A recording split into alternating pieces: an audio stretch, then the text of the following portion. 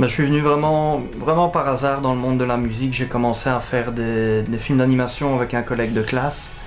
Et on avait besoin justement d'avoir un compositeur, d'avoir de la musique. Et comme moi j'avais quelques programmes sur mon ordinateur, j'avais un tout petit ordinateur qui n'était pas très performant. Mais j'ai passé mon temps à faire la musique du film d'animation. Et c'est vraiment comme ça que j'ai été poussé à faire rien que la musique et à me retirer plus du monde artistique. On est là pour illustrer, pour donner un nouveau personnage au film, de gens qui viennent nous voir pour faire la musique. On doit donner une certaine ambiance, on doit donner une autre ampleur, donner vraiment ce qui va faire le corps même du film.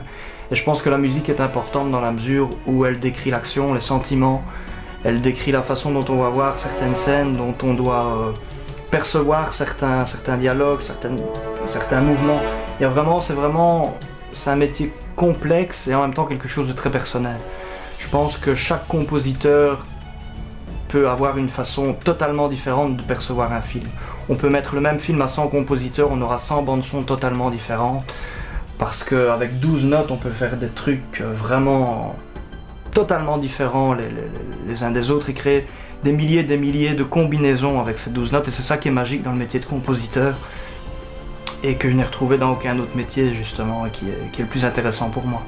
Et voilà, j'ai composé sans avoir même appris la musique dans ma vie. Mon arrière-grand-père a essayé à lutter pour que j'apprenne le solfège et la théorie de la musique, mais je pense que c'est quelque chose qui n'est pas primordial dans la composition, dans la mesure où c'est quelque chose qui doit être spontané. C'est toujours quelque chose, je suis un autodidacte, donc il faut que tout vient de ce que je ressens, de ce que je vois, de ce que je perçois.